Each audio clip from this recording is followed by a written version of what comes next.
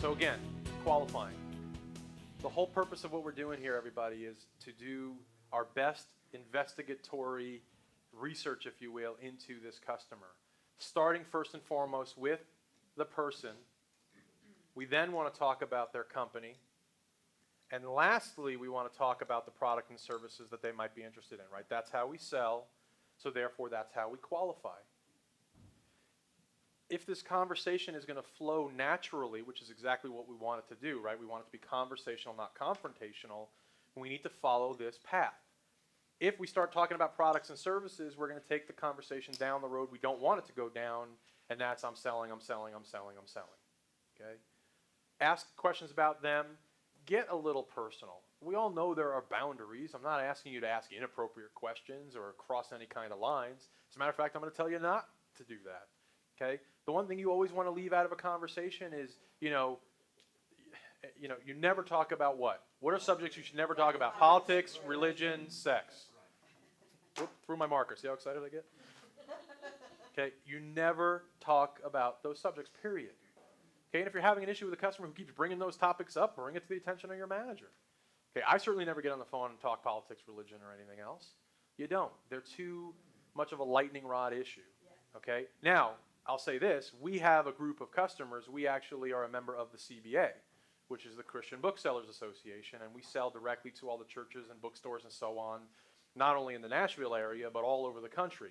They're always talking religion, and that's fine. That's their business. Okay, and that's different. But when you're talking to the general consumer base, like I said, there's just certain topics you just don't bring up, okay, because you just never know the direction it's going to go. And then what happens if you come up to somebody who has a differing opinion than you? All right, don't even go there. Mm-hmm. All right, so we want to keep it conversational. We want to talk about them. We want to talk about us. Here's the thing, and Brian said this right before the break. It's just simply got to be two people talking. That's what this is all about. That's all they are. They're not some strange alien sent down from somewhere to be your worst enemy, and to make it so that you can't sell them. That's not what they're just a person. Okay? If you relate to them on that level, you'll find it way, way easier to get it done. That's what it really comes down to. So conversational versus confrontational. I would wait until you've first done this and this, which should take you a minimum of a few minutes. And that's a point I want to make at this point. I look at the call sheets for all of you guys, not just the folks in Nashville, and the average call times, I think we mentioned yesterday when we were talking about metrics, are about 1.5 minutes. Now, it's an average. You had your 5-minute call, you had your minute call, it's averaging out to, let's say, 1.5 minutes. If you do this properly, you will watch your average call times jump to 3 to 5 minutes. Meaning instead of a 5-minute call, you're going to have a 10. Instead of a minute call, you're going to have a 3-minute call. It makes a big difference. A big, big difference. Okay, ask some of the people that went through the training already and who are doing it. Abby's a good example. Again, she was one of the first people that called me and said, holy moly, this stuff actually works. I'm getting people on the phone, and I am keeping them on the phone. People who would not even give me the time of day before are now listening to me.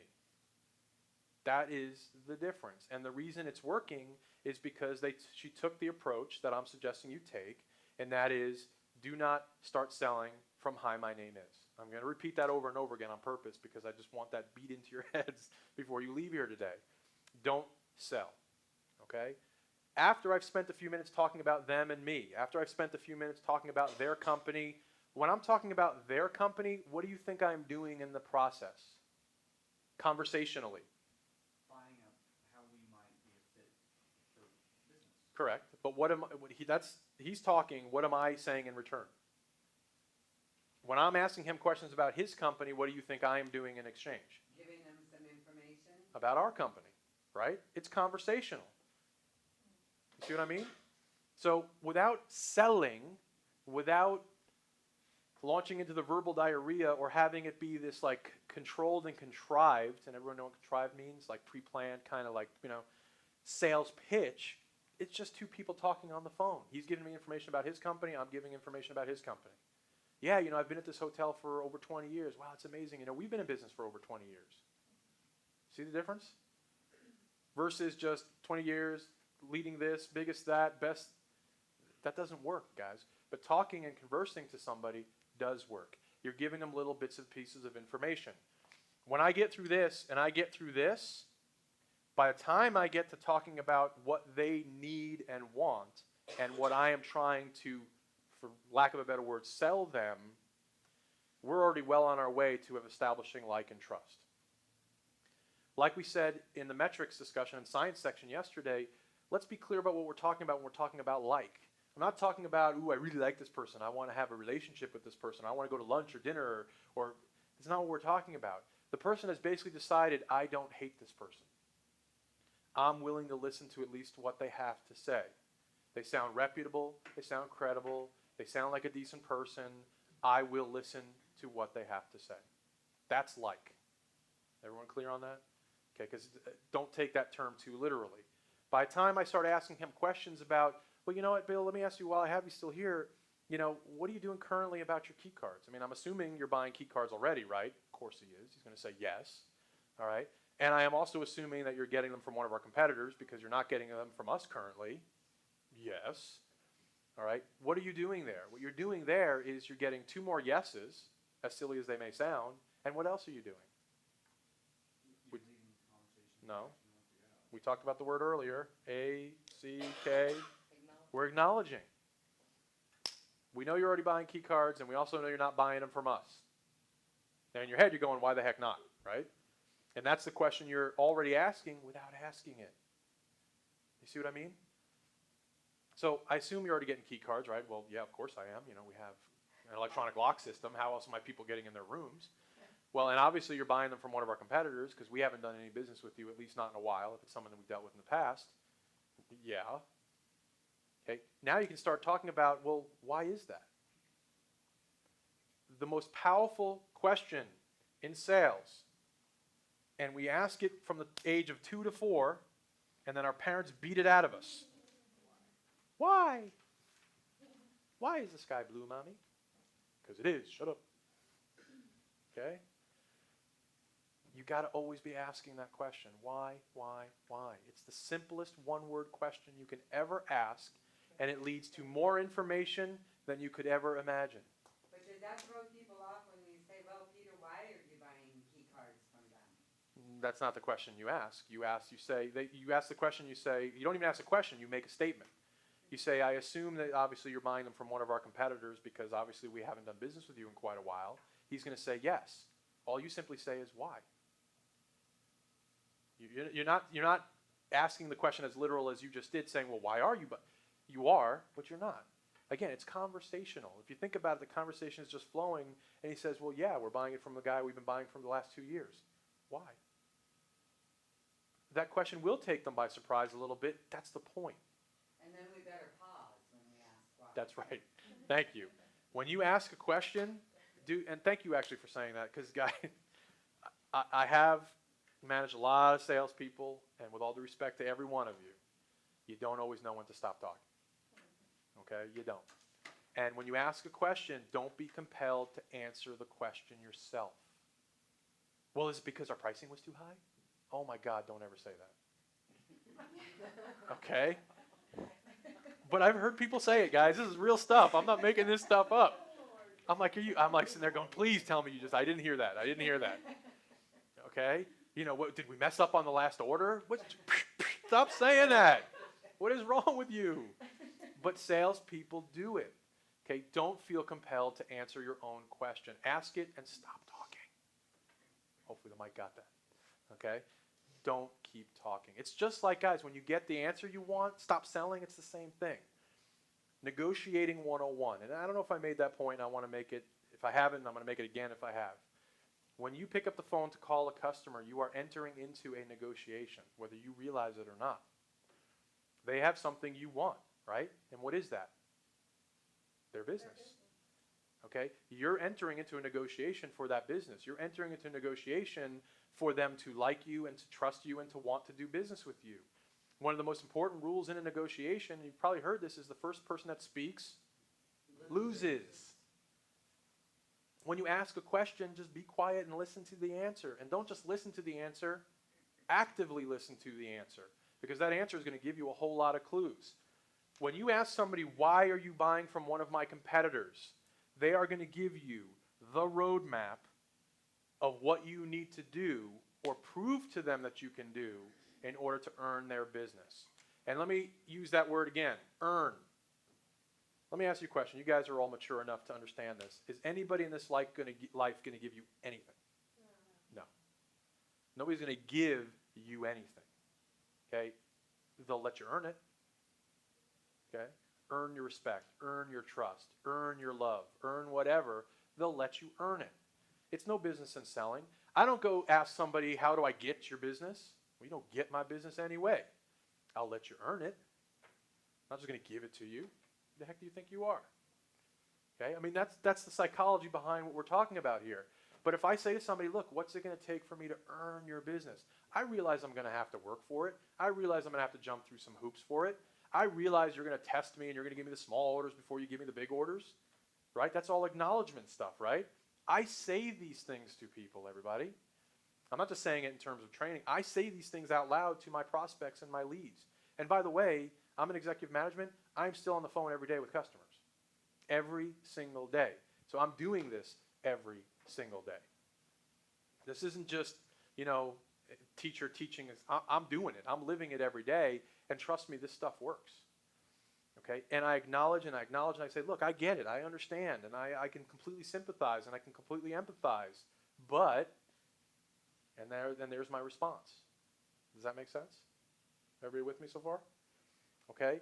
So when you ask the why question, you better be very actively listening to those answers, because those answers, and we used the term earlier, they are the hot buttons. If somebody says to you, well, the reason I'm buying from that other guy is because of on-time delivery, quality, service, and look where price is, guys, and I'm not making this up, price, and there might be another item. Box seats to the Yankees. Yeah, that too. They're not going to tell you that, though. Okay? This right here, everybody says, well, I don't know. What do I need to do to get this guy to do business with me? What do I got to do to get this guy to give me a shot? He just told you. Is everybody with me on that? There's no guessing. There's no wondering. There it is. And the way I got to it is asking the most simple, basic 2-year-old question, why? Followed up with, okay, I understand that completely. So what you're telling me, Mr. Customer, is in order for me to earn your business, I need to prove to you that I can deliver on-time delivery, get you the quality you're looking for, give you the service you're looking for, and provide you a competitive price. Is that correct? What's he going to say? Yes. You're damn skippy. Would he say yes here if he's already getting all of that other stuff? Or, why would he switch? Well, he may not, but let's assume, what you're saying is, if I can prove to you that I can do all these things or better, I left that part out, thank you, okay, can I earn your business? Yes. Now, it may not even be an or better. Not everybody, some companies, and I'll give you again, ValueTech is another perfect example. I'm sorry, not ValueTech, SPS. SPS, the person who runs their gift card program, and they're good for about 10 million cards a year to give you an idea of what we're talking about, they don't believe in putting all their eggs in one basket. So although we're their primary supplier, we're not their only supplier, because she just is scared to death of having all of her eggs in one basket, and something happens, we mess up, and they don't have a relationship with somebody else. You're going to get companies like that. I have now 3 customers that's exactly the scenario, where we're either their primary or their secondary supplier. So I didn't have to do more than the other guy. I just had to prove that I could at least do as good as the other guy. That's what you need to understand is, again, what's it going to take? You're asking the question. So let me understand. If I'm able to do all of these, can I earn your business? If the person, to Brian's point, says no, then what do you say? Why? Thank you. Why? Just keep hearing that 2-year-old voice in your head. Why? Why? Why? Oh, well, you see, this is how it works, and let them explain to you why.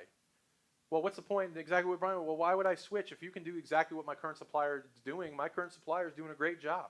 What reason are you going to give me to switch? What do you say then? It's a very valid response on their part. What do you say then? just like why, as I mentioned earlier, I find a lot of salespeople are really scared to ask this question of what don't you like about your current supplier? A lot of times, honestly, I ask the what do and don't at the same exact time. You know, are there anything, I'm assuming there are things that you like about your current supplier, but are there also things that you might not like about them, or you feel it's an area in which they can improve in? And somebody in the room said about, well, some people just are really loyal and they might not want to badmouth their current supplier. I get that, but here's the thing. I can promise you one thing. You will not get the answer if you don't ask. Okay, so you always have to ask the question. I mean, there are a lot of questions that you're going to ask that you might not get the answer to. When you ask them how much they currently pay for key cards, a large majority of the people aren't going to tell you. But you better ask the question, because if you get the answer half the time, that's half the time you're better off than you were by not asking the question. So don't get so caught up in, well, that person's going to get mad at me for asking. Ask. I mean, there's the thing where there's that word that comes up over and over again, and it's fear. You've got to leave that fear aside. What's the worst thing that can happen? They say no, they hang up. So? How have you been damaged? How have you been harmed? How have you been hurt in any way? If your ego gets bruised or you're feeling like you don't like the rejection, then I go back to my earlier statement, you might want to rethink your career choice, because you're going to hear no or get rejected 7 out of 10 times, typically speaking. Okay? So don't let fear be an overriding factor. Ask the questions. I'll ask anything of anybody because I'm not afraid of the answer. It's not that I don't care. I do care, but I'm certainly not worried about it. And the thing I'll tell you honestly, I do, if I get hung up on, what do you think I do? Call them back. I immediately call them back. I don't wait a day, I don't wait a second. I immediately hit redial, and I'll say, oh, I think we got disconnected somehow. Let them be the jerk and say, no, we didn't get disconnected, I hung up on you. Okay? They won't say that, because they're going to be shocked that you actually called them back and called them on it. Well, when you call them back, they just leave voicemail. Huh? If they hang up on you, call them back. No, I leave a voicemail, say, well, I don't know what happened there, Bill. We must have gotten disconnected. You know what? If I don't hear back from you in the next minute or two, I'll just keep trying you back. And guess what I do? I keep trying him back. He's going to pick up the phone, or he's going to get 10 voicemails from me. Okay, here's the thing, and I want to make this statement too in kind of a really broad, general sense. We would love it as a company and as salespeople if our customers and our buyers wouldn't play the game the way they play the game. I think we can agree on that. It's their game, we're just playing in it. So we can either always play by their rules and we could always kind of succumb to the way they do things, or we can figure out a way to play the game a little bit better, maybe a little bit smarter. That's kind of what we're talking about here. I mean, wouldn't it be great if you just call up and have an honest heart-to-heart conversation about what they buy, who they buy it from, what's it going to take for me to earn your business? Okay, so if I beat it by half a penny, I can get your order today. Wouldn't that be great? But it doesn't happen that way. Why? Is that us or is that them? Well, it's a combination of both. It's on us because we have absolutely trained these buyers to be liars, to be apprehensive, to be defensive because of the way they've always been sold to over all of these years. Does that make sense? So that part is on us. You do occasionally come across some guys that are very straight up, and I love those customers. They'll say, look, here's how it is. I've been dealing with this company for a year. They're fantastic. They've never made a mistake. But you know what? I'm under a lot of pressure right now to lower my cost. And as much as I hate to do it, I'm looking for a supplier that can save me some money. If you can do it, I'll give you a shot at my business. Great. What are you paying now? What do I got to do? Man, that's easy. I had that happen to me 5 times last month alone.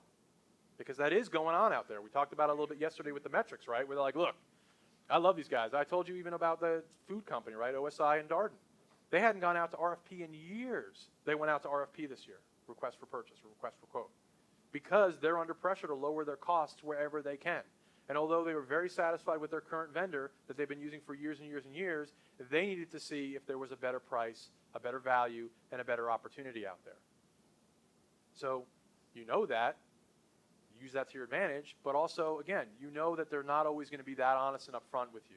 They play the game, you just have to play a little bit smarter, okay?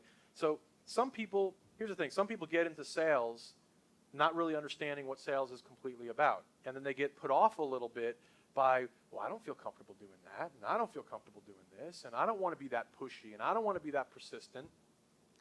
Then you're not going to be very successful. I mean, I'm not telling you how to be, and I'm not trying to push you outside of your comfort zone.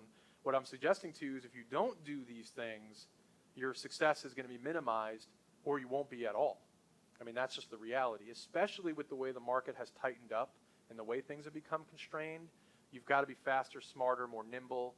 You've got to be a lot of things that you could kind of get away with before.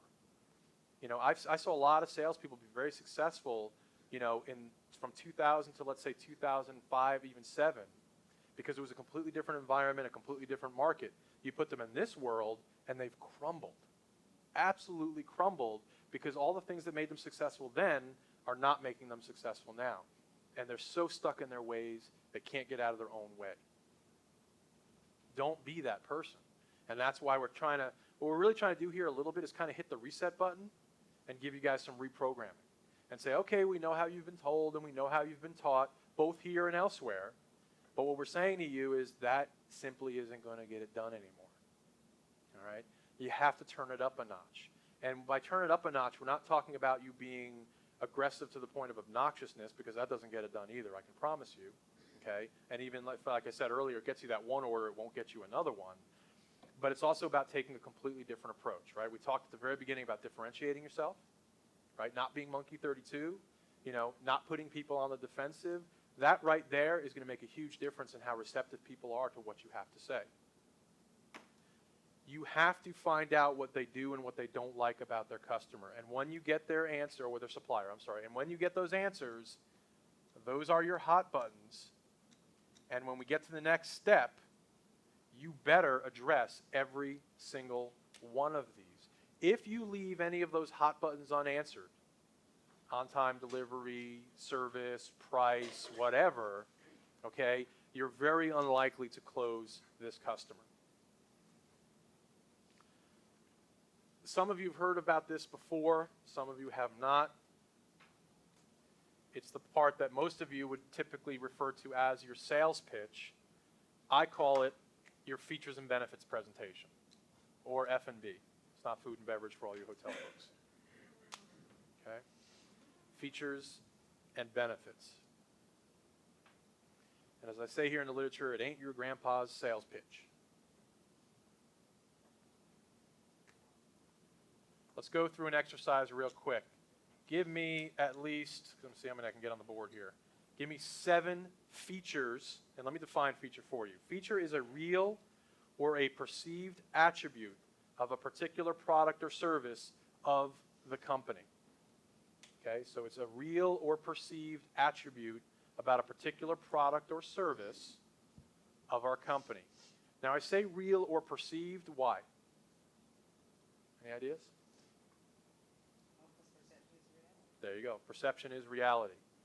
Your version of reality is not necessarily the person's you're talking to perception of reality. Their perception is their reality. So where you might think something is a feature, they may not. Okay, so again, that's why it's important to understand reality versus perception, because they basically become the same thing depending on who you're talking to. Based on that definition, give me 7 features of PLI. You should be able to give me way more than 7, so I'm letting you off easy. Give me 7. Quality. Quality product. What else? Customer service. What else? Extensive database. What is that? Our extensive database.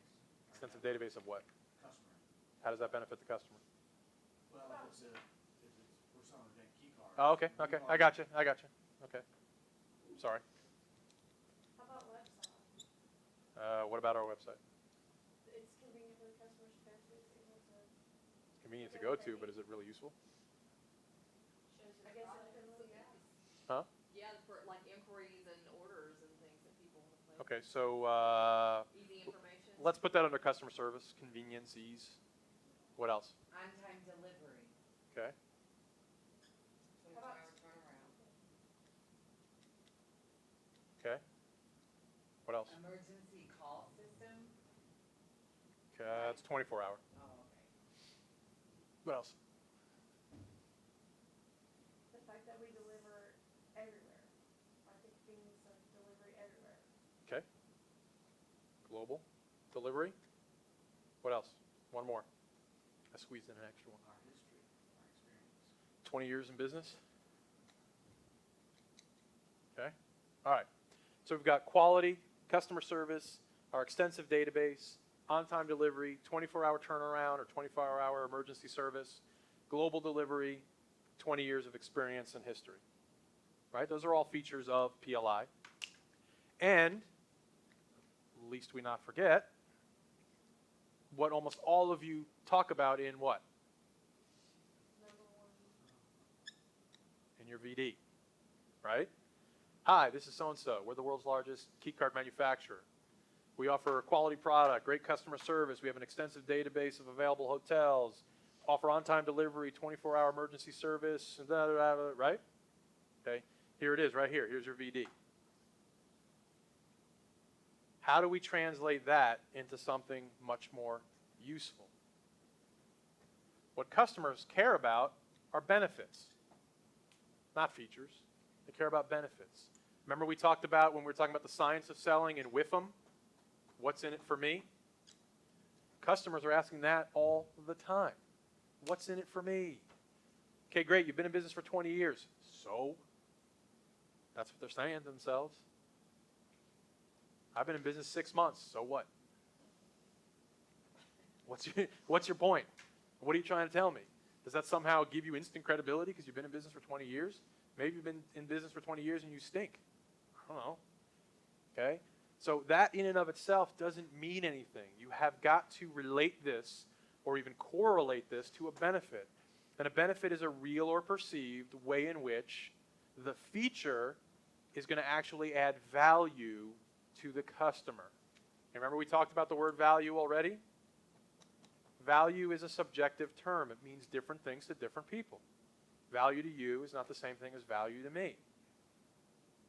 Your definition of value, don't be insulted, doesn't matter. Their definition of value is what matters. And that's what you need to find out. When you're asking the why questions and the what do I need to do to earn your business questions, what is it you like about your current supplier, what is it you don't like about your current supplier, you're finding out basically how they define value. Now we mentioned this I think when we were talking about the metrics and the science of selling the first session. Some people are genuinely, sincerely, and only price shopping. Okay? We affectionately, no offense to either store, call them the Walmart, Kmart shoppers. Okay? They know that it's a trade-off. I'm not getting this, but I'm getting that, right? They made a value decision that what was most important is I want to pay 30 cents for the toilet paper. I don't care how crowded the store is, busy it is, dirty it is. I don't get, I don't care. Just I want to get in and get my 30-cent paper towels and toilet paper and get out. Okay? Then other people say, no. I'd rather go to Target. It's a little bit more expensive, a little bit of a different selection, higher price. You see what I mean? People make those decisions all the time. When you're asking those questions, you're trying to find out what their value statement, if you will, is, what their definition of value is. When they list off things like quality, on-time delivery, service, and price comes up fourth or fifth as it should, they're telling you how they define quality. It's not just about the price. Yes, at the end of the day, price is important. Everyone wants to feel like they got a good deal. Nothing worse than feeling like you overpaid for something, right? But how do you define overpaid? Are they comparing apples to oranges? We know, and it was said yesterday, we don't offer the cheapest product, but we offer the highest quality product. Well, guess what? Not everybody out there wants to buy the highest quality. Not everybody cares. They just want it to work. All right? So you have to be effective as a salesperson to find out, okay, what is really driving this person? We have this thing right now in the gift card sector of what we're doing where we try and do most of our cards on the offset printers because obviously it produces a certain type of card and it produces a certain result. We do a lot of short run stuff where we do runs of like 250, 500, and 1,000. Those of you that know anything about our printing capabilities, to throw 1,000 cards on the Komori, not a real good use of the press's time. Okay? So we batch and we gang and we do all these kinds of things to try and get efficiencies out of the printing. There are simply times, though, when we need to go to press with just 1,000, 2,000, 3,000 cards. It's more efficient to do them digitally on our Indigo. I don't know if you know this, but our Indigo press is fantastic, but it produces a very different looking card than what comes off the offset printers. They're two different products. Here's the reality. It's cheaper for us to produce the digital one than it is to produce the offset. If I have a customer who's genuinely chasing price and where quality, appearance, color consistency, and some of those other factors are less important, shame on us if we don't offer that as an alternative. You with me? So if I know that I have a very price-sensitive customer, I'm going to make sure that I say, look, we typically, our standard pricing and our standard cards are produced offset printed, or for us, we do all high-co mag. We don't even do low-co, okay? We just do all high-co straight across the board. 30 mil, over-laminated both sides, blah, blah, blah, blah, blah, okay? If you don't want that, or if you don't want that, we do have a less expensive alternative, okay? If I have a customer who says, look, quality is most important, color consistency is most important, it's got to look this way, it's got to look just like this card that I produced, and they sent me a sample of it last time, no variations, then I know I've got to get them a competitive price on that product, and the indigo produced card is not even an option. You with me on that? But that's up to me, it's up to you guys as salespeople to qualify the situation, qualify the opportunity. Okay? We had a situation, customer wanted cards in a week. Didn't want to pay the rush fee, surprise, surprise. Okay, they didn't want to pay the expedite fee, but I need them in a week, we're opening. Now, the salesperson wanted to say, well, stupid, you should have ordered earlier, right? Okay, because we're thinking it, but we're not going to say it. But what we did do is we offered them the option, and we said, look, you're ordering a lot of cards, and typically we would produce this offset, and, it takes 2 to 3 weeks. If you need them any sooner, there is a rush and an expedite fee because we basically have to move everything off the schedule, explain to them how that works. And we said, but if that doesn't work for you and you really need the cards in a week, we can produce them digitally. The cards are going to look a little different. They're going to feel a little bit different, but they're still a very high-quality product. And then he went, yeah, you know what? I really want them printed like this. I really need the color consistency. You know what? I'll wait the 2 to 3 weeks. Problem solved. All right? But here's the thing. You can't just say no. You have to say no, but. Have you ever heard that before? You always need to say no, but I can do this. If you just simply say no, it's a complete dead end, literally. So I always say no, but I can give you this, or I can give you that, and at least I open up and I can continue the dialogue. I understand that most of you in this room do not have much, if any, flexibility when it comes to negotiating price with your customers. That's something as management, particularly here for Asheville, that we're spending a lot of time talking about. In Nashville, I actually empower them to work deals. Okay, and I give them some leeway to negotiate plus or minus a certain percentage. Because I don't want them coming running to me every single time going, the guy wants a penny off. Why are you here? Give him the penny and close the deal. You see what I mean? So I give them a little bit of leeway to do that. If you don't have that leeway yet, again, it's all being discussed. If you do, then use it wisely. Okay, and we're going to talk about some closing things in a minute. I don't want to get too far ahead of ourselves, but the only way you can effectively close is by effectively doing everything that we're talking about here. I always ask salespeople to, because I'm a visual person, and so I always try and give visual cues to people. Think about your customers when it comes to objections as if they're sitting there with you take cards and you kind of fan them out, like pick a card kind of thing. Think about that. They're sitting here in front of you or they're over the phone with this fanned out deck of cards. Every one of those cards represents an objection. You have not done your job effectively if you have not gotten what? Every single one of those cards out of their hands. Sometimes it could be done in one call. Sometimes it takes 2, 3, 4, 5. Depends. Every customer is different. Every situation and circumstance is different. But think about that. What you're trying to do here through this whole beginning process, from the way that you introduce yourself, the way that you've qualified, and the way that you're going to use the information you're gathered to do a features and benefits presentation, is designed to do the things we've been talking about. Differentiate you, get you to stand out, not have your customer be on the defensive, gather a whole lot of important and useful information that's going to help you tailor this so that it makes sense to them under the context of what value means to them. Okay? Give me a benefit of quality to your customer. What is the benefit to the customer of quality? We offer a quality product. Yes, we do. What's the benefit to the customer? They know it's going to work.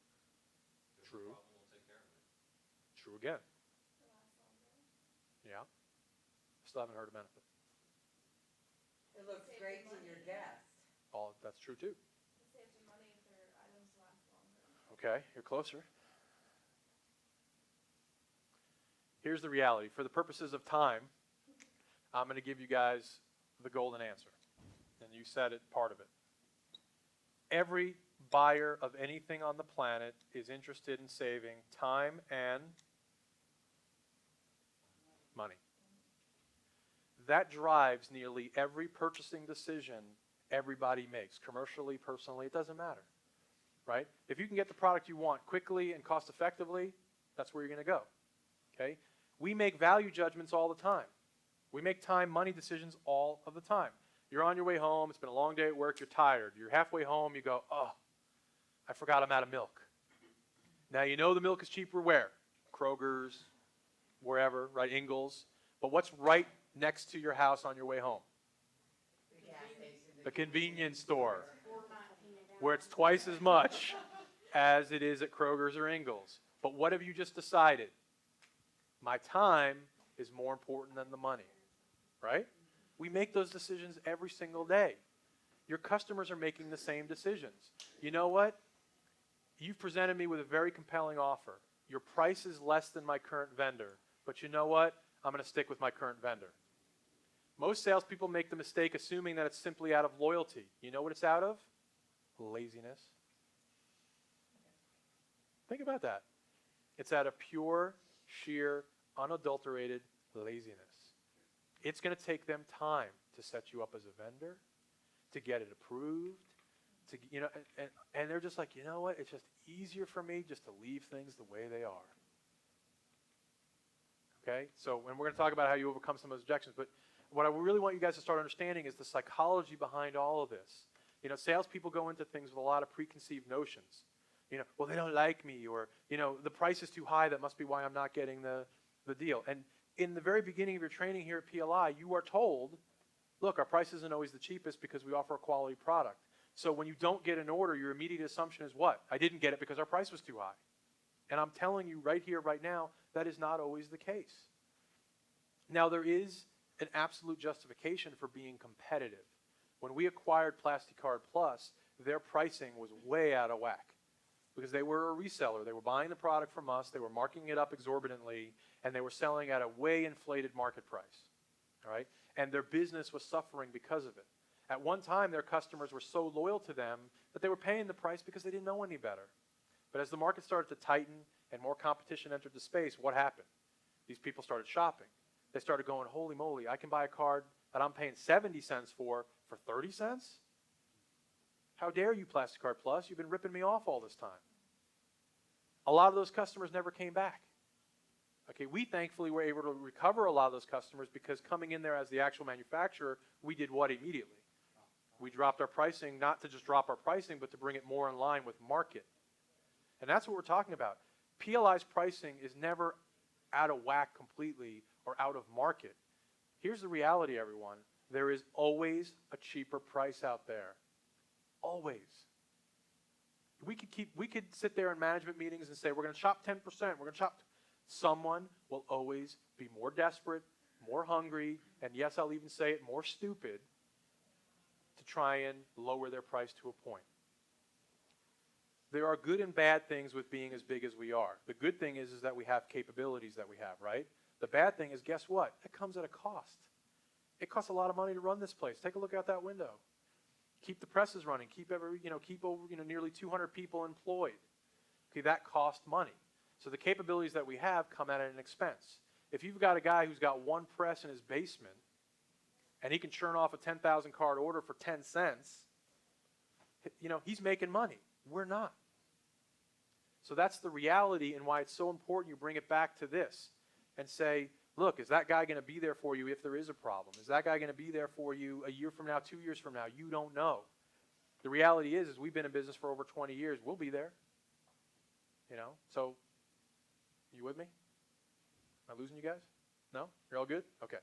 So knowing this, knowing that every single buyer of every single thing is most interested in saving time and money,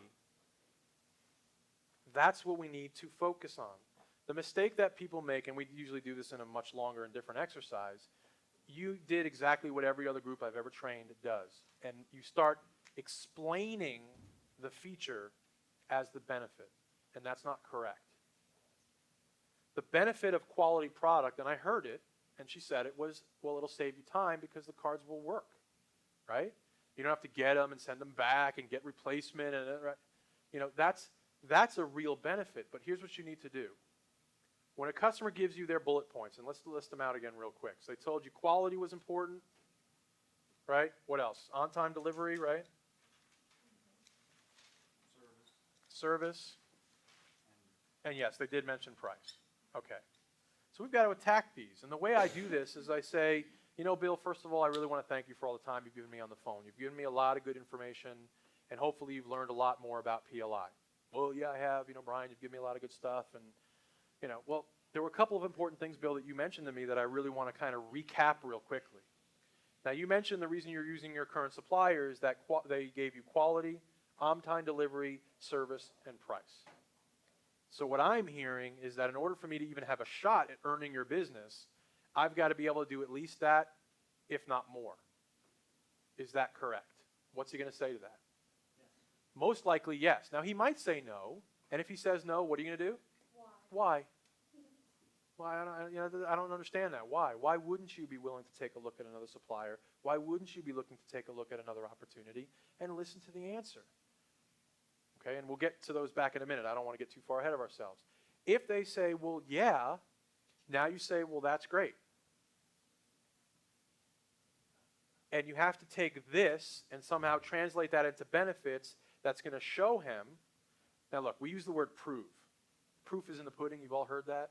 Okay, until they actually give you a business opportunity to show you for real that you can do all the things that you're promising and saying you can do, they're never really going to know. Hopefully 5, now maybe 10 minutes into this conversation, you've developed enough, what?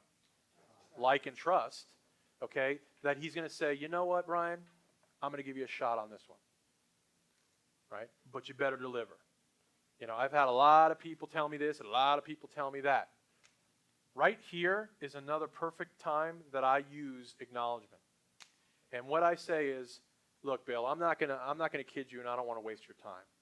I have no doubt that you have heard from countless suppliers who have told you that they can give you quality, on-time delivery service, and a competitive price. I know that. What am I doing? Acknowledging. Because you know he's thinking it. 20 other people have told him the same thing. I can do that. Just give me a shot, man. Put me in the game, coach. All right, I could do it. I mean, he's heard that. He's heard that 10 other times. And maybe he did take a leap and gave someone a shot, and what happened? They let him down.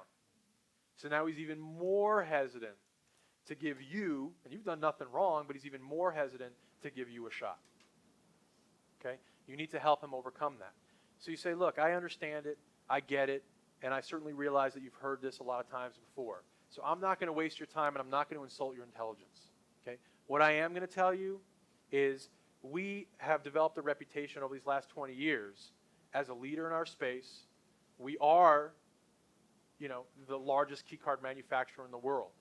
By itself, that means nothing. Everybody with me on that? You have to start saying stuff like this because, as the point was made earlier, is by itself, that statement, one, it sounds very boastful. Two, it sounds like, say it, crap, right? How do we know it's true? All right? So you acknowledge and you say, look, I know up front on the surface that statement just seems like in and of itself doesn't really mean anything. But here's the reality. Given the chance, I, not PLI, and you guys don't do this enough is my guess, I will prove to you otherwise. And what are you doing when you make a statement like that? Huh? You own it, but what are you doing? What do we say that you have to do in order to win someone's business? Sell yourself. What you're typically doing is you're making it all about PLI, PLI, PLI. PLI does this, PLI does that. What do you do? What do you do? What do you bring to the game? What do you bring to the equation? People buy from people. People buy from people they like and trust. Why are you not selling yourself enough? You know, my guess, Mr. Customer, is you have a pretty close relationship with whomever you're working with at your current vendor. I would love to develop that kind of relationship with you. I take my accountants very seriously. I'm going to support you. I'm going to eat, sleep, live. I'm not going to ever go to the bathroom. I'm going to do whatever I got to do to support you and your company. All I'm asking for is an opportunity to earn your business. right? That's selling me. That's not selling PLI. It's sell yourself first, sell PLI second. PLI is there as a bit of a safety net. They're there as your foundation. Okay? They're there to provide you with the resources and the tools to do the things that you're promising that you're going to do, but it's still up to you to do them. Right? Okay, so you've got to sell yourself. So we know that all they want to do is save time and money. This particular person has already told us why they're buying from their current supplier.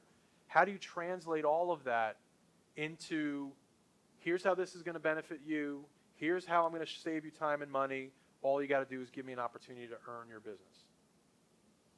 That's what you need to do. Are you seeing how this is different than what you're probably doing right now? Okay? And again, none of it, if you break it off into pieces, none of this is, like I said a couple times now, rocket science or that complex or complicated. It's just about putting it all together. And I know in the beginning, salespeople really struggle with that.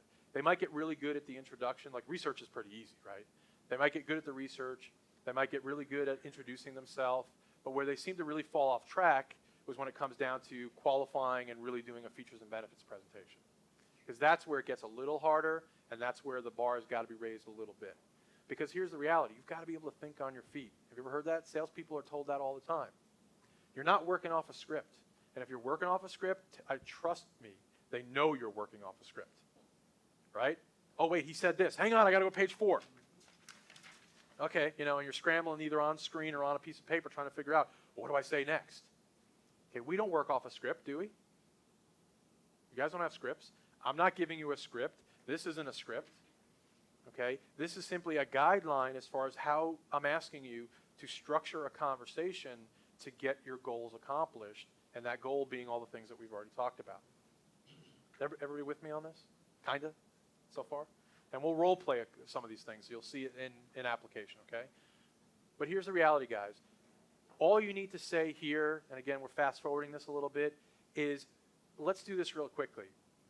We know time and money are most important, right? Look at quality, on-time delivery, service, and price. What does quality relate to? Yeah, say it out loud. Be proud, be loud, okay? It's time, and money, okay? On-time delivery, definitely time. It could argue even money, but it's definitely time. Service, time and money. Price, definitely money. Every one of those things relates to time and money. So what I say is I make a very upfront, maybe even bold statement, and I say, look, Mr. Customer Bill, I get it. I get you hear from a lot of these people, they can do this and they can do that, and everybody makes you empty promises. I'm not going to make you any empty promises. I'm not going to waste your time, and I'm not going to insult your intelligence. All right? We have a lot of customers, okay? What am I doing? Inclusion, all right? And they've all learned that we can do something that's very important. That's help them save time and save money. Some of you are already thinking, well, we're not saving them money. Our prices are higher than the other guys. And I know you're thinking it, okay? It doesn't matter if our unit price is higher. Because of the service and the quality and all the other things that we offer, we are saving them money. And if they don't agree with you that you're saving them money, then we've got to overcome that. And we'll deal with that objection next, okay? But you need to make the statement and say, look, I need to show you, I need to prove to you that I can indeed save you time and money. What will it take for me to earn your business? You've got to ask that question, sometimes multiple times. If you ask it too early, you're not going to get a good answer, or you might not even get an answer at all. They'll kind of brush it off a little bit. If you ask it at this juncture and you say, look, you mentioned to me quality was important, on-time delivery, service, and price. All of these relate to something that I also agree is very important, and that's saving time and saving money. If I can show you, if I could prove to you that I can do this, that I can indeed save you time and money, all right, and if I can prove to you that I'm going to be there to support you every step of the way, work with you, make sure that you're being taken care of, can I earn your business? If he says yes, and I got to clean up this board. If they say yes, what do you say? So you asked, if I'm able to prove to you that I can do all these things, can I earn your business? Find out what he needs, do the sale. No, hang on. No, you're getting ahead of yourself. I'm just asking how. Close. Yeah, close. close. Ask the question differently. Kinda. When somebody gives you a yes at that stage, and they will, if you've done this right. Stop selling and start qualifying their needs. Nope. 3 strikes them out. Okay, Don't you ask questions that you already know the answers, yes? we did that already. You're saying, what are the next steps? Because he said yes, so you got the sale, so what are the next You don't have anything yet. All he said to you is that, yes, if you can prove to me that you can do this, I'm going to give you an opportunity to earn my business. Getting a yes at that point is better than getting a no, okay? But a yes is still not a sale. You still haven't closed anything. So your next immediate question has got to be, that's fantastic, what are the next steps? Now here's where he's going to make you jump through some hoops. Well, I need you to do this, I need you to do that, you know, and you might get some unexpected objections at this point, and he might say what? Send me your info. You just got to brush off. You're toast. Okay? Send me your, oh man, I thought we were past that crap, right? That's what you're thinking, and you should be thinking that. Okay? Send me your info is an objection. That is just looking. It's exactly what that is. What you want to hear here is what are the next steps, is he says, well, look, here's the deal. You know, we've got enough cards on hand to last us for another 2 or 3 months, okay? But let's start the process now. I'm going to send you the specs on my card, or we can talk about them right now, and I'd like to get a quote. Just please understand, though, that I'm probably not going to need to order for another month or 2. Okay, that's the next step. You've at least gone one step closer to closing this customer. We need to do a whole nother training session, and we will, on closing in general. All right? Because here's the problem, and this is something that we're talking more and more about as management also here in Asheville, is I don't believe in quoting. And you're like, what? I don't believe in quoting. I quote when I know I have a buyer. I don't quote when I have someone who's thinking about buying or might be buying 3 months from now or 6 months from now or a year from now. What I do with someone like that is I quote them a range. I give them an idea of what the cost would be, but I never give them a firm quote or send them an estimate. Ever. And I know some of you are going, but I gotta. No, you don't. But they asked me for it. I don't care. You send them an estimate that's a range. You say, look, when we get a little bit closer to the project, when I know a little bit more about the project, or when I have all the full specs, or when I see your artwork, or whatever, I can give you a more definitive idea. But based on our conversation right now, you're going to be somewhere between 25 and 35 cents. Make it a broad range. Give yourself some room. Why do I do that? So we can't price shop. Thank you. You can't shop, at least not as effectively, a price range. You know who does this better than anybody? Who's been car shopping recently? Probably nobody, because this market. Car dealerships are awesome at that. Well, when you're ready to buy, you come on back, but I'll give you an idea. You're going to be between this and this. I can knock a couple grand off that. Don't worry about it. But they never give you a firm price. They never give you a firm quote. Why? Because they know you're going to go shopping. And if they send you out the door with a price and they say, look, I can do 25 cents. You go, okay, great. I got to think about it. I'm not really sure. I'm not really in the market yet. I'll come back and let you know. And you go find somebody who's going to give it to you for 23 cents. Are you going to go back to the guy who quoted you 25? Maybe, but probably not. So what did that guy just do? He lost the deal over 2 pennies. That hurts. But it happens to you all the time. You see what I mean? So when you give a range, you reduce, you can't always eliminate, there's no absolutes, but you reduce the chance of that happening. I tell the guys in Nashville this all the time. If you have someone who's willing to give you a yes, I'll buy, here's my purchase order, here's my credit card, you quote and you close. Right? There's a difference. But if you got a guy that says, I got to go talk to my partner, I got to go talk to my boss, I got to go talk to my wife, I got to go talk to my kid, I got to talk to my lawyer, there's nothing to quote. Range. Give a range. You guys know the range. You've sold enough of this product, especially those of you that have been doing this a little while, to know it's between this and this. Yes? Do you recommend us quoting the range per se via phone, fax, email, what? Yeah, Because how do you we've do that? got strict rules where we cannot quote over the telephone.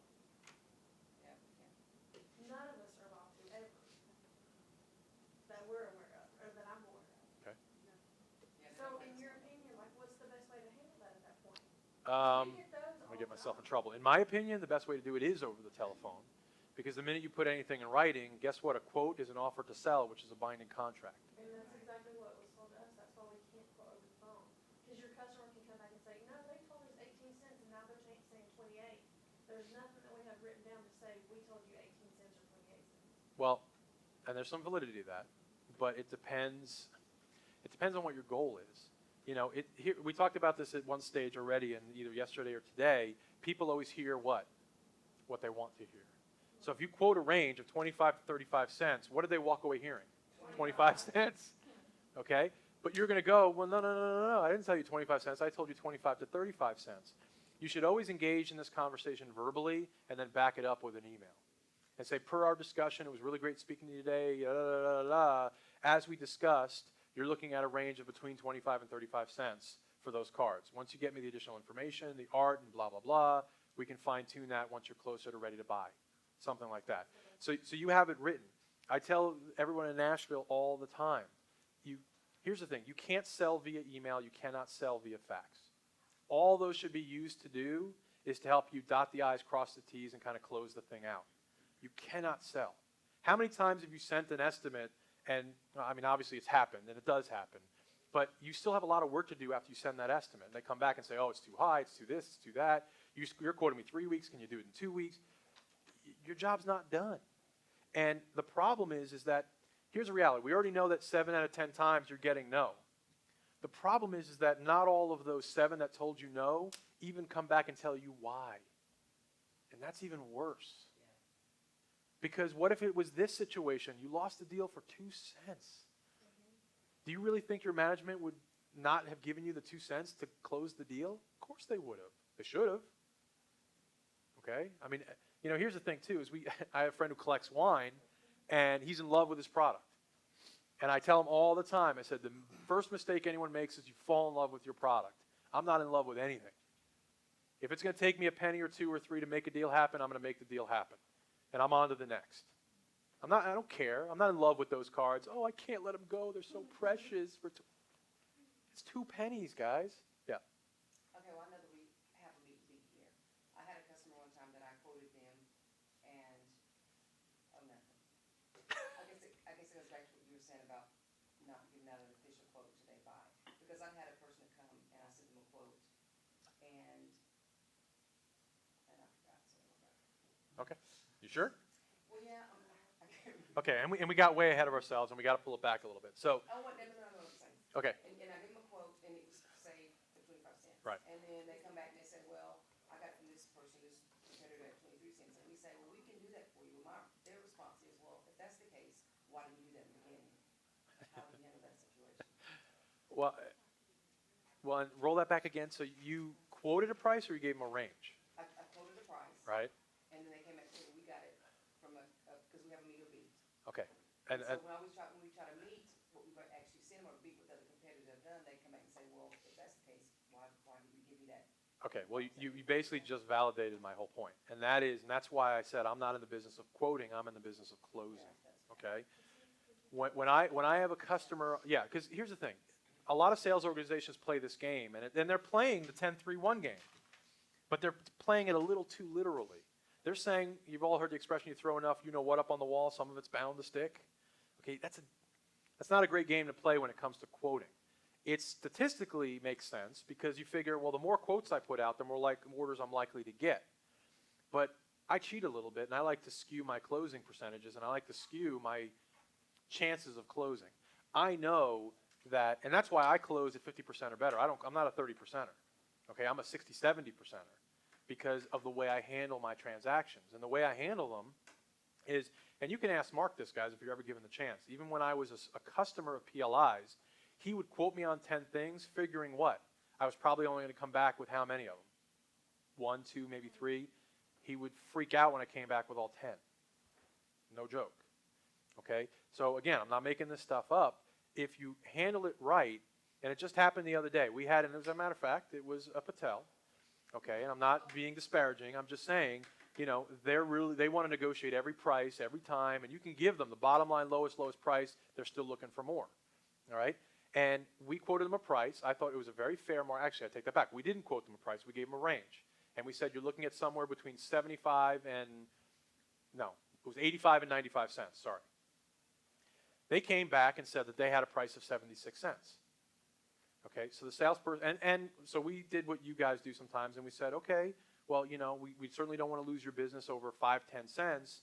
You know, if you can send us your competitor's quote, let's make sure that we're comparing apples to apples. The specs might not be the same. Let's make sure. And the salesperson did the right thing and said, once I have that, I'll go to my management and I'll see if I can get you to that 76-cent price. And she did the next right thing. And we're getting, again, way ahead of ourselves, but we're here. She did, if I could, would. Has anybody ever heard that? Yes? If, no, not if I could, would, no, not in that sense. If I could get you to that 76 cents, would you give me your order today? Okay, so she handled it right. The person said yes. And so she said, okay, so let me make sure I understand. If I can get you these cards, these specs, at 76 cents, you're going to give me your order today. She said yes. She came to me with all this information. I said, okay, great. I said, first of all, I don't believe her that she's getting these cards for 76 cents. Let's first wait on the competitor's quote. Well, what we got was an email forwarded to us from the other supplier. It wasn't a quote. And you all know when you forward an email, you can go in and you can modify that email.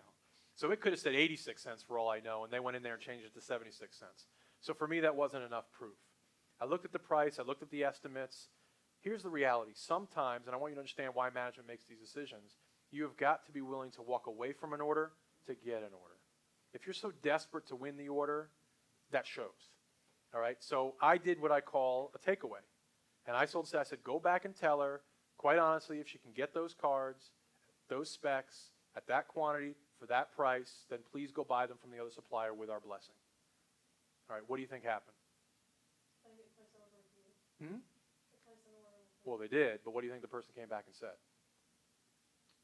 That they're gonna take the price that you. No, they showed their hand. They said, well, you know, I'm not really sure, and, you know, what's the absolute best that you can do? We knew we had her at that point. She didn't have 76 cents, all right? She was just trying to negotiate. I'm okay with that. I don't take any offense to it, all right? But we went back and we said, look, we quoted you, you know, between 85 and 95 cents, which is a very fair market price for this product. We understand that you're saying you got a price of 76. We'll try and work with you. And long story short, we wound up at 87 cents. Okay? So she was claiming she can get them for 76. We sold her the product at 87. Now, if you just quote and walk away, right, if we had just quoted 95 cents, hopefully she would have come back and given us the opportunity to negotiate and still close that deal. The problem is statistically, they don't. They don't. You just lose the opportunity. You call back a week later going, hey, I haven't heard back from you. How did it work out? Was my price okay? Well, actually, Brian, sorry, no. You know, we found a little bit of a lower price. We bought from them this time. You know, but I'll give you a shot next time. Next time is 6 months from now. Great. You have to fight for every deal. Here's the thing, and I hope no one takes this personally. There's a big difference between a sales clerk and a sales person. There's a difference between an order taker and a sales person. Some of you in customer service and that, you're taking orders. I mean, you're doing things to upsell and sell. Please don't take me wrong, but it is also very much an order taking, almost like a clerking position where it's like, okay, you want to order how many? You're done. When you're a salesperson and your job is to go out and first find the relationship, develop the relationships, bring that first order to the table, it's a whole different ballgame. And not everybody's cut out for it. Not everybody can do it. You've got to be able to do it if you want to call yourself a salesperson and if you want to be a salesperson in this organization. I will tell you honestly, there are probably more clerks and order takers right now than there are really salespeople. Okay? Because to me, I consider a salesperson someone who's doing all the stuff that we've been talking about the last 2 days. You know, researching, qualifying, you know, digging deep, touching on all the hot button stuff, you know, really working a deal. Anybody can quote and hope they get the order. I call it the quote and pray mentality. You know, please, please, please, please, please let me get the order. It's a horrible way to approach it. You know, work every deal as if it's your last. You know, what do I got to do to earn your business? You know, what do I got to do? That sound too harsh? That was fine. Okay. I thought you were going back. No, no. You know, work every deal as if it's your last. I mean, you know, you don't know if you're going to get another opportunity with that customer. You don't know, you know, if you lose this one, when's the next time they're going to come back and purchase? And here's the thing. If you quote 25 cents and he's able to find it for 23, and this is after you just gave him your whole speech about how great and wonderful and competitive and direct manufacturer and the largest this and the biggest that, and some podunk card company somewhere else beat you by 2 cents, how credible do you look right now? Not very. Not very. Okay? So you got to qualify the opportunity. Let's get back on track real quick, and then we'll touch on this, and then we're going to actually have to wrap this up pretty soon. Okay. So there's a step here that what are the next steps is all about. And that is, and we're going to lump this into closing and pre-closing, but there's a pre-close question I really, really, really need you to ask. People call pre-closing a soft close, a trial close, but I mean, what it really is it's a pre-close. Now, let's not forget, a close in the case of this conversation is, you know, basically accomplishing one or more of the goals that we set out at the beginning of the call. Get information, give information, set up a, you know, time or an appointment for a next call or meeting, and yeah, if we can get a business opportunity, great, right? Those are the goals that we set. How do we pre-close? The way that we pre-close is I always ask this question each and every time, and that is, you know, Bill, at the beginning of the conversation, I asked you how familiar you were with PLI, and you said you were not. Do you still feel that way? Everybody get that? Do you still feel that way? Why am I asking that question? To see if you had any effect on them. Yeah. Why else? See if you need to go back over anything. Exactly. Remember the deck of cards? When somebody says to you, well, you know, and they're like not so sure, that means you still got some cards out there that you need to deal with. And you need to go back to qualifying. And the way you do that is you say, you know, well, are there any specific questions I can answer for you? Is there anything specifically that I didn't cover? You know, what can I do to make you feel differently? So you're finding out if he has any other objections. Correct. Because the mistake that a lot of salespeople make is they jump into the close and then get bombarded with a bunch of objections that they should have dealt with up front throughout this whole process. You with me? You know, all of a sudden they're like, well, what do I got to do during your business? So like, well, you got to do this, and you're like, you know, and you're nowhere at that point. Those are all the things that you should flush out when you're qualifying and when you're doing your features and benefits and when you're talking about, okay, what are the things that are most important to you? What do you like and don't like about your current supplier? You know, we actually have situations in Nashville where they don't have a gift card program, they don't have a current supplier, they don't have a service company. It's a completely clean slate. Wow. It's good and it's bad. It's good because, you know, they don't have any misconceptions. You're not trying to necessarily steal the business away from anybody. It's bad because you now have to sell them on the concept. See, if somebody has electronic locks in their hotel, they already buy into the concept, I need key cards, right? It's just a matter of who am I going to get them from. We sometimes run into the situation where we literally first have to sell them on, here's the concept and here's the benefit of having a gift and loyalty program. The sales approach is very different, okay, from that respect. You don't typically, now in events and advertising, you have to sell the concept. Here's how it works. Here's how we do. When you're talking to an advertiser, it's one conversation. When you're talking to a participating hotel, it's another conversation, right? Okay? You have to sell the concept. Here's what it is. Here's how it's going to benefit you, right? And then you got to go off and actually then sell the product. That's closer in relation to what we do in Nashville, where very often we have to actually, like I said, sell the concept first, and then the products and services that support the concept. And it's not even just sell the concept, but then there's a lot of education Yeah. involved. Well, and here's the thing. Going all the way back to the very beginning of this discussion, what I really want you to do, and I asked the Nashville team to give thought to what we call their elevator speech. Have you ever heard that before? When somebody walks up to you as a salesperson and says, hey, what do you do? What is your response? You can't go into a 10-minute diatribe of, well, this is what we do, and we're this, and we're that, right? Salespeople even then want to launch into verbal diarrhea. Okay? I provide services for hotels. Good answer. Okay. That's, your answer has got to be something like that. Now, does that answer say anything? Not really. But guess what? That's on purpose. Why? It gives you the opportunity to say. Right, and I've done that. I've been literally in an elevator with somebody, literally in an elevator. Somebody goes, hey, you know, what are you here for? You here for the convention? Yeah, here for the show. What do you guys do? Well, we help companies grow their business by over 30%. And I just sit there.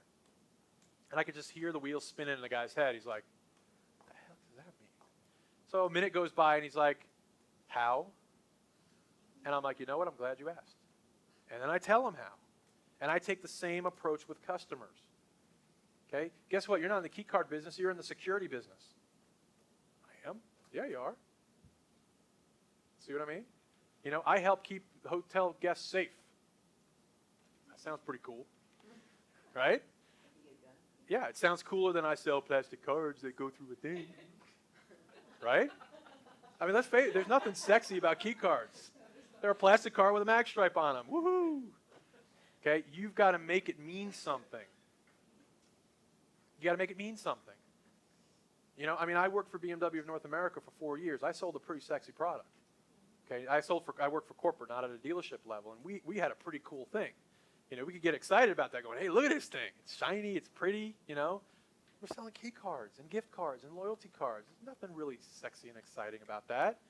But you've got to make it make sense, and you've got to make it important not only to you, but to them.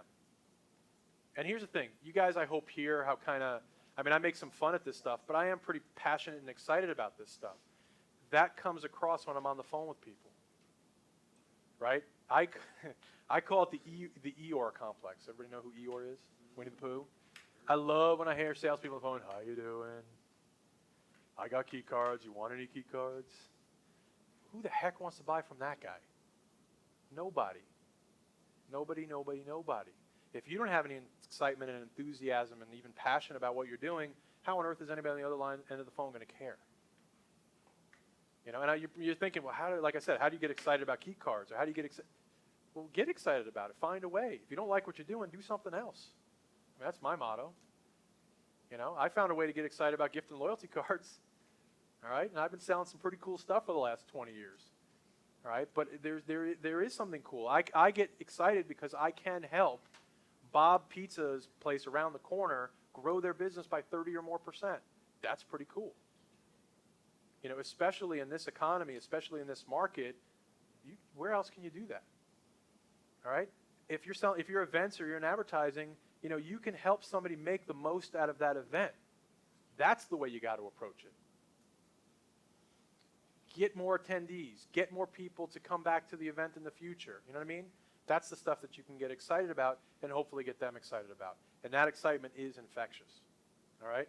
When I asked the pre-close question, and I said, so do you still feel that way? And they say, well, yeah, I really still don't see how you're much different than the guys that I'm currently using.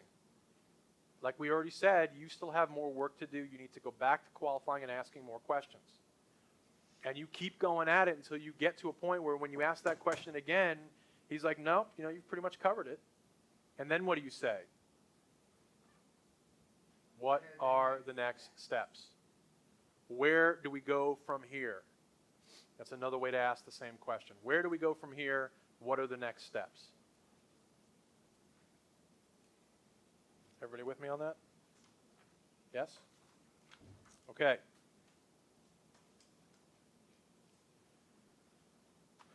Let's deal with a couple things. So we've pre-closed, and when you ask what are the next steps, and we kind of jumped ahead of ourselves here, the next steps are as they define them. Okay, meaning he might say, well, like I said, we're not going to need new cards for another couple of months, but let's get the process started. Let me send you our quote form or our specs. You know, let's take a look at what you can really do. You know, and then we'll keep in contact. And as I get closer to my order interval, you know, we'll go ahead and get that started. I promise you I'll give you an opportunity on this next order. That's great. That's fantastic. I really appreciate the opportunity. You know, if you don't mind, I'm going to stay in contact with you fairly regularly between now and those 3 months. I want to make sure we stay in touch. If anything changes, if you need anything any sooner. You know, and by the way, and that's always a transitional statement, while I have you, we also sell quite a few other products than just key cards. You know, would you be interested in, we were talking about this yesterday, door hangers, channel guides, on and on and on and on. You've already got a guy who's willing to engage with you. Now take it the next step. That's where some people say I can't do that. That's too pushy. No. How is that too pushy? He may not even know that we sell key card, door hangers or mini maps or. I guarantee you he probably doesn't, especially if they've never done business with us before. It's your job to make sure that they know that. And there's no better time to bring it up than then. They've already said, yeah, you know what, I'm going to give you a shot on the key cards. And you say, you know what, while I have you, Bill, and I really appreciate all the time you've given me, what are you doing about your door hangers and your tent cards and your this card and your that and your mini maps and so on and so forth. And you know what, by the way, we also have an entire event and advertising department that does this, this, this, and this. You know, it's your job as a salesperson to sell PLI, not just your specific product. You know, we even talk about, we get opportunities and we talk about key cards in Nashville because we're dealing, I said this the other day or yesterday, we call on hotels that have restaurants in them. We're selling the restaurants the gift and loyalty cards, and meanwhile, somebody here in Nashville is selling them the key cards.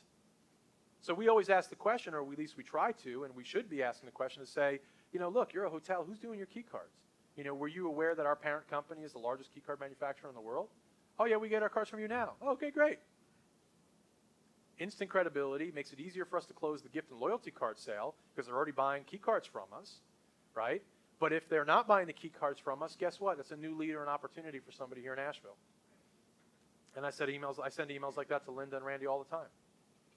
You know, we just did cards for the Hermitage Hotel in Nashville.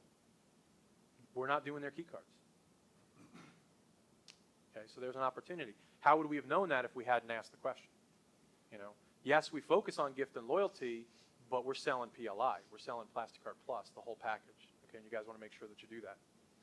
All right, we covered a lot of stuff, and again, some of it faster than even I would have liked. And there will be additional training. Like I said, this is the beginning, not the end.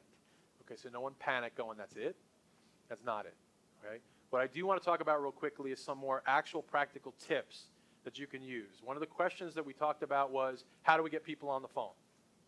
I already gave you the most important tip, and that was go through other departments. Get actual names through other departments, right? Go to the sales departments, do your research, do your homework, okay? Get a name. Get them to internally transfer you, right? We talked about that. It'll help you minimize the amount of times that you get voicemail. Here's the deal, everybody. When you get voicemail, here's the mistake the majority of you in this room make, maybe even all of you. You do the exact same thing you do when you actually talk to somebody on voicemail, and that's what? BD. Sell your company. You're trying to sell over voicemail, and you dump nothing but a bunch of VD. Okay? That's all you're doing. Okay? Here's the problem with that. There's a lot of problems with it, but let's focus on the most important ones. If you tell them everything they need to know in the voicemail, why do they need to call you back? Right? So you Why? wanna promote some interest, some curiosity. Yeah, if you get a message that says, hi, you know, like if our guys call up and say, oh, I'm sorry I missed you, you know, but I, you know, like whatever, you know, but I actually just wanted to talk to you about how you can increase your business by 30%. You know, here's my number, give me a call back. That it might pique some interest. Is that going to guarantee them a call back? No. But I can assure you one thing, it is going to increase the interest. Versus if you get on the phone and say everything that they need to know or everything that you would have said to them over the phone or face-to-face, you've given them zero reason to call back. Here's the thing. If you leave a message more than 10 or 15 seconds, I'll tell you this from experience, you know what they do? Delete. I'm 10 seconds into an email, blah, blah, blah, blah, blah, boop, delete. Don't even hear the rest of the message. And the person will call me back and actually get me on the phone and say, hey, did you get my voicemail the other day? I said about 10 seconds of it before I deleted it. And they're like, really, you deleted it? I'm like, yeah, man, you left me like a 2-minute message. I'm not going to listen to a 2-minute voicemail. Okay? So don't do it. Yet a lot of you do it over and over and over again. You give them too much information. You give them no valid reason to call you back. And here's the biggest problem. You make it much, much too easy for them to ignore you. And here's what I mean. Again, I look through the Hagen notes. That's funny. Some people say, well, I just don't put my notes in. That's not a good answer. Okay? I look through the Hagen notes, and I see major gaps between phone calls, weeks, months between contact. If you are going to do that, you are making it just way too simple for them to forget you and ignore you. You've all heard the squeaky wheel gets the grease? Very true in sales. Okay? Because while you're off somewhere else, not paying any attention to that customer, guess what? Your competition is. And they're not hearing from you. They've forgotten the conversation you had with them a month, 2, 3, 5 ago. You're a distant memory. That guy comes in or gal and says the right things at the right time, boom, they get the business. You call in a week later, and that's when you get the, oh, Brian, sorry, you just missed it. Man, that sucks. But it happens a lot because you don't maintain enough contact. When it comes to voicemail, it's even more critical. What I do, and I'm going to tell you right up front, this is where a lot of people are going to walk out of this room and go, I can't do that. You have to do it. Don't try it, do it. And that is repetitive voicemails. All right? When I leave a voicemail for somebody, what I do, and I call somebody in the morning and I say, hey, Bill, sorry I didn't reach you. Really looking forward to an opportunity to talk to you about how we can grow your business by 30%. If I don't hear from you by lunch, I'll call you back. And what do? I leave a reminder in Hagen. Before lunchtime, I call the guy back. I'm a professional, and I'm a man of my word. If I tell you I'm going to call you back, I call you back. I'm doing two things. One, I'm showing him he's not going to be able to avoid me as easily as he might think, one. And two, I'm establishing myself as a professional. I said I'm going to call you back, I called you back. What does that say to somebody? Well, if he keeps his word about that, then maybe he'll actually keep his word when he tells me he can do something. It's a subtle message, but it's an important message. Okay? If I don't get him at lunch, what do? Hey, Bill, sorry I missed you. You know, I know you must be busy. I'm busy today too. If I don't hear from you before the end of the day, I'll try you back again. Set another reminder. I call him back before the end of the day. If I don't get him by the end of the day, I leave another message. Hey, Bill, man, we must both just be missing each other, 2 ships passing in the night. If I don't hear from you by tomorrow morning, okay, I will call you back. I call him back in the morning. Okay? I promise you by the 3rd, 4th, or 5th email or voicemail, you are going to get a return phone call. And it's going to be one of two things. The guy's going to call you and say, listen, if you don't stop calling me, all right, I'm going to talk to your boss. Guess what? Doesn't matter. What did you do? You got him to call you back. Okay, and you say, you know, look, I'm really sorry. Please pardon my professional persistence, but it's really hard to get people on the phone nowadays. You know what? While I have you, let me ask you one question. How familiar are you with PLI? You just make it a hang up. Huh? I don't. And if I get a hang up, what do? I call him right back. Seriously. Dead serious. Dead I call people back serious. if they hang up on me. I said, oh, gee, you must have disconnected. It Dead makes me serious. mad. And here, guys, here's the thing. And I'm gonna. If I could, I would. I'd pull Randy in here right now. Randy was chasing one of the major cruise lines for a year. He took this training class. Okay. He applied this exact principle, trying to get a hold of this decision maker. I think it was Carnival. Okay. And he called me 2 days later, excited as a kid in like a candy store, going, "You're not going to believe this." The guy called me back. A year he'd been trying to get that guy on the phone. He did exactly what I just described and got a phone call back from the decision maker at Carnival Cruise Lines. Now, you guys all know Randy. He's not pushy at all. It's not his nature. It's not about being pushy. It's about being persistent. And there's a difference. These guys are testing you from the get-go. How much does this person really want my business? How serious is this person? You know, how real are they? You know, and if you leave me a message where you're like, hey, I'm the biggest and I'm the best and da-da-da-da, and I'd love to do business with you, and come on, give me a shot, boop, delete, and then I never hear from you again, or at least not for a week or 2 or 3 or 5, come on, you're a joke. That's the way I look at it, and I'm telling you, that's the way the majority of your customers look at it. I mean, I'm in a position where I am a decision maker. People are calling me all the time going, hey, how about this? You want to advertise here? You want to do this? You want to do that? The people that get my business are the ones that do exactly what we're talking about here. They're persistent. When I hire salespeople, you guys are lucky I didn't interview and hire you. Okay, I make people chase me. Because if they're not going to chase me for the job, they're not going to chase my customer for the business. Okay, so I make them call me, I make them leave messages, I see how persistent they are about it, I listen to how good their messages are, and I see how serious they are about it. If a guy calls me once and never calls me again, he didn't really want the job. And I'm glad I didn't hire him. You see my point?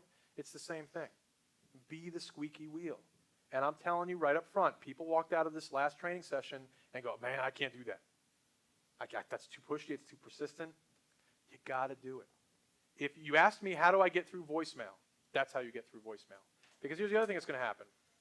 Either you're going to get the call back saying, don't call me ever again. Look, I'm really sorry, pardon the professional persistence, but while I have you, and if you do what we just discussed, believe it or not, you'll keep the guy on the phone. I know you think he's going to hang up on you. He's not. He's not. Now, I'm not saying always, but I'm telling you more often than not, he's not going to hang up on you. The other thing that you're going to get is a call back that goes something like this. Oh, Brian, man, I'm so sorry. I've been meaning to get back to you. I got all of your messages. I've just been kind of tied up. And they're apologizing to you. And you say, look, it's all right. I completely understand. I know how busy everybody is. While I have you, I have one quick question. And boom, right into it. Okay?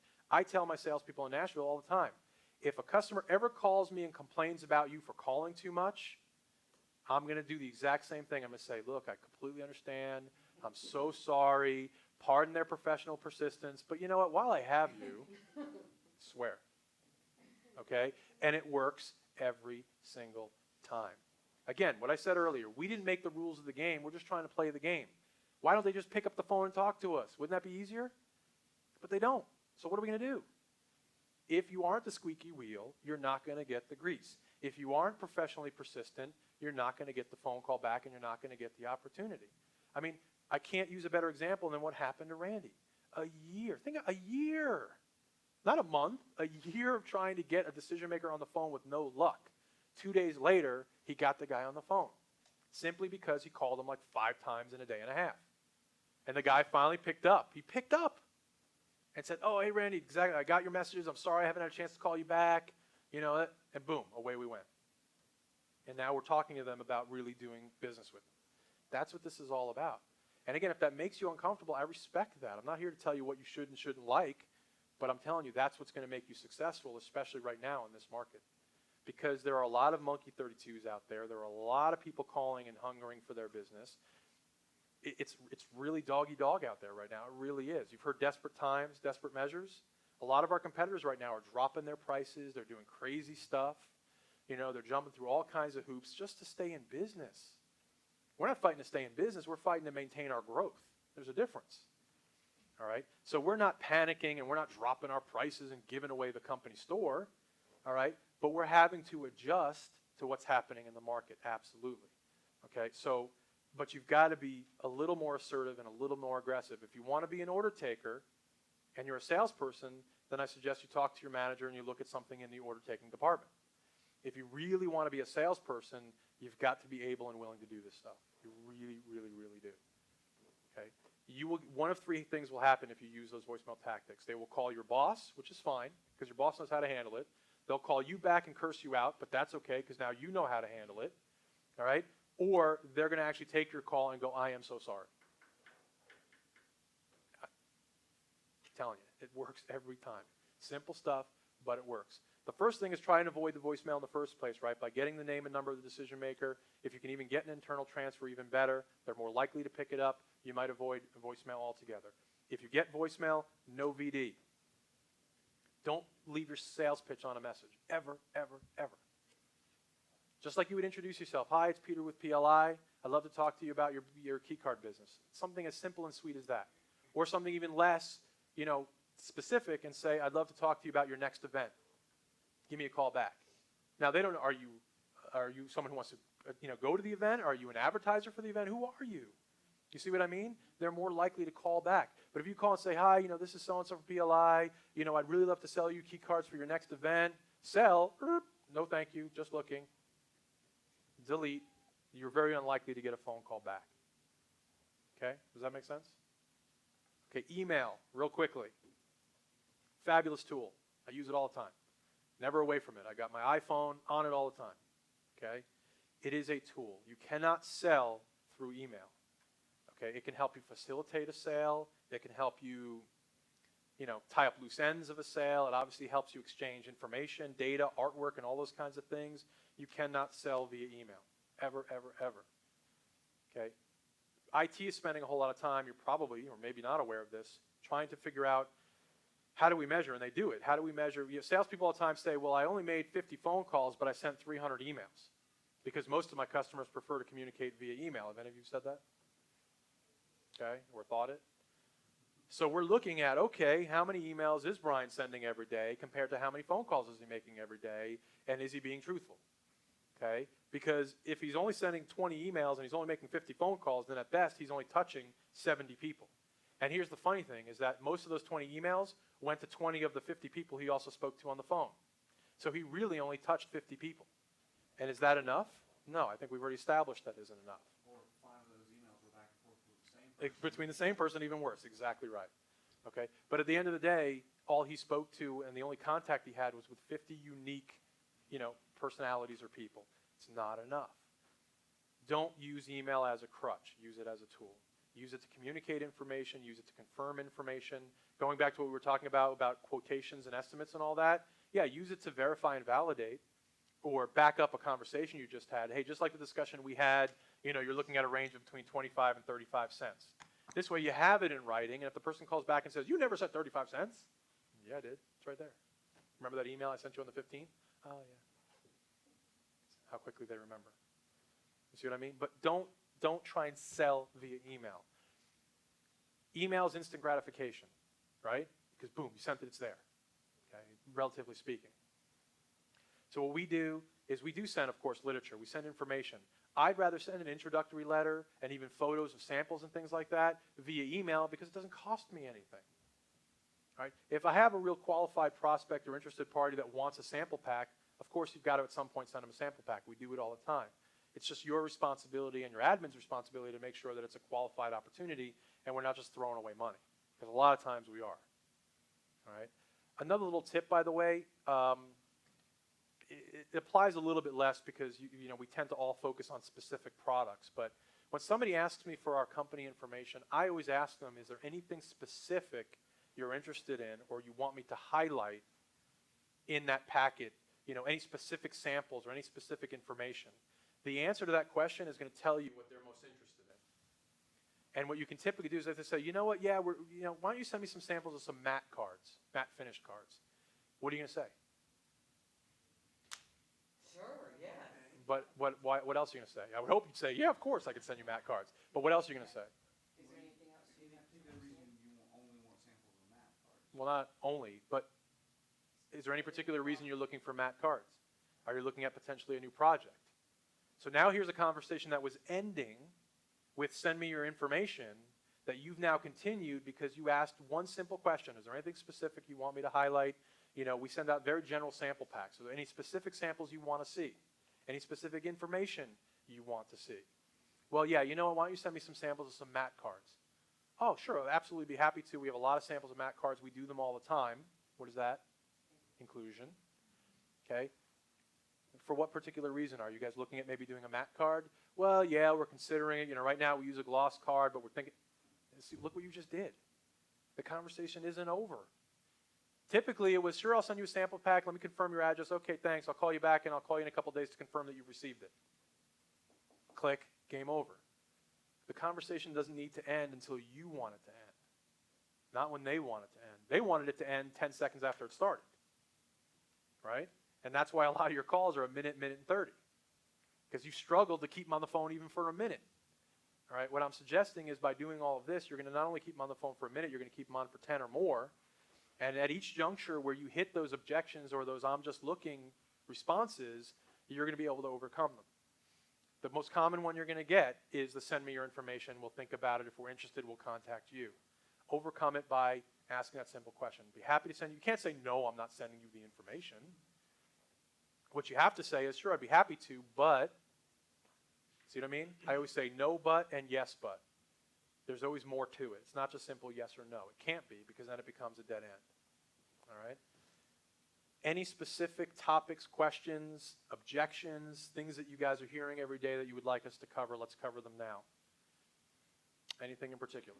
Well, just like that, when I send a customer something, I call and they say, we received your sample packet and so forth, but we'll contact you when you're ready. Mm-hmm. So at what point in time do you call them back? I mean, if they've already said, hey, just stay away, we'll contact you when you're ready, do you continue to keep calling them? Well, my answer to that question is yes, but I qualify what that means. Some people say, give me some time, and that means different things to different people, right? If, we'll talk about a couple of these real quickly. If they say, okay, send me your information, we'll contact you if and when we're ready, then you ask them a question and say, that's fine. You know, I like to follow up, obviously, with my prospects, and I want to make sure that you're getting all the information you need. I typically follow up at least once or twice a week. Say that. And then have them go, oh, no, that's way too much. You know, well, then here's what I'll do is I'll just follow up with you each week, and I'll make sure that we stay in touch. See, so you've kind of qualified it. Here's the thing, and again, I can't stress enough that the persistence, and sorry for the abbreviating, huge. It makes the difference. We had a couple instances, and I'll be honest with you, it created even a little tension between Nashville and Asheville. There were some customers, some pretty big ones, that people here in Asheville have been calling on for months. Okay, because they were specifically gift card customers, they wound up becoming our customers or our leads. We called on them and converted them into customers in less than a week. That ruffled some feathers, right? Because people are like, man, that was my account. I had it for 6 months. And you know how salespeople get. We're all salespeople. That should have been my order. Well, no, it would have been your order if you would have closed it. We did all the groundwork. Exactly. You're lucky I didn't throw the marker at you. But the point is that you can, if you are, and the reason, I'll tell you the difference was, we were persistent. I looked at the Hagen notes on those accounts. The contact was every 4 months. And I understand in some departments there's kind of a rotation of leads even, where it's like, okay, it's my turn now to take this, or it's my turn to try that. Also, when people call in, there's a rotation, okay, it's my turn, it's my chance, whatever. That's no way to handle an account, and it's certainly no way to handle a big account. And these were big accounts, okay? I named a couple of them yesterday, okay? OSI and Darden. Okay, these are big accounts. We already did some work for Darden, we already did some work for OSI, and we're working towards converting them overall for their entire contract, okay? And there were some other smaller things, too, that we converted as well. It was because we were the squeaky wheel. We didn't give up. We didn't surrender. We didn't call them once every 4 months. We called them 2, 3, 4, 5 times a week until we got the decision maker on the phone, until we got to where we needed to get. Because here's the thing. We are what I call a no apologies company. We are good at what we do. You know, put in front of the right person, given the right opportunity, and if you guys do your job effectively, we should win more than we lose. We really should. And I mean that sincerely. But it's a matter of getting in front of that person. And the only way it's going to happen is, I'm telling you, it's the persistence. If you walk out of this room taking nothing else, although I hope you take a lot more than this, please take that. You know, shake off that hesitancy to get on the phone and be a little bit more assertive and aggressive, because that's what's really hampering you right now. It really, really is. Could we modify the strategy on exactly what you said? Yeah, we got the sample back, took a look at it, we'll call you when we're ready. Into something like, well, that's great, while I've got you on the phone, any particular samples that stood out to you? Or, you know what I'm saying, just start working it that way, just so they don't kind of brush us off. Is that a question? Yes. I mean, You want me to modify it now, or are you saying? no, I mean, wouldn't that be a good idea to attempt that at that point? Absolutely. Absolutely. Yeah, I mean, that's exactly what you want to do. Again, the conversation ends when you want it to end, not when they want it to end. What you guys struggle with is, okay, I've hit this roadblock, now what do I do? Where do I go? They ask for samples. I've got to send them the samples, right? Well, where do I go from here? Well, where you go from here is you just take the conversation to the next logical step. Well, is there anything specific that you'd like to see? Any specific samples that you want? You know, what kind of timeline are you on for making a decision? Ask those kinds of questions. You know, oh, we're probably not going to be making a decision for another couple of weeks or another couple of months. Okay, well, I like to stay in contact with my prospects and with my customers. I'll call back and check it with you regularly, and say regularly. Let him challenge you. Well, whoa, whoa, whoa, whoa, don't call me too regularly. You know, I don't want you pestering me every day. And you say, no, I won't call you every day. I'll just call you every other day. But, I mean, seriously, if you do not do that, you will, and I always tell the salespeople in Nashville, you need to find out where the line is and then back off a little bit. Okay, but you never know where that line is if you don't take it to it. So sometimes the way to find out where the line is guess what you got to do? Cross it. And then beg for forgiveness. I'm so sorry. Please pardon my professional persistence. Just understand how hard it is to get people on the phone nowadays.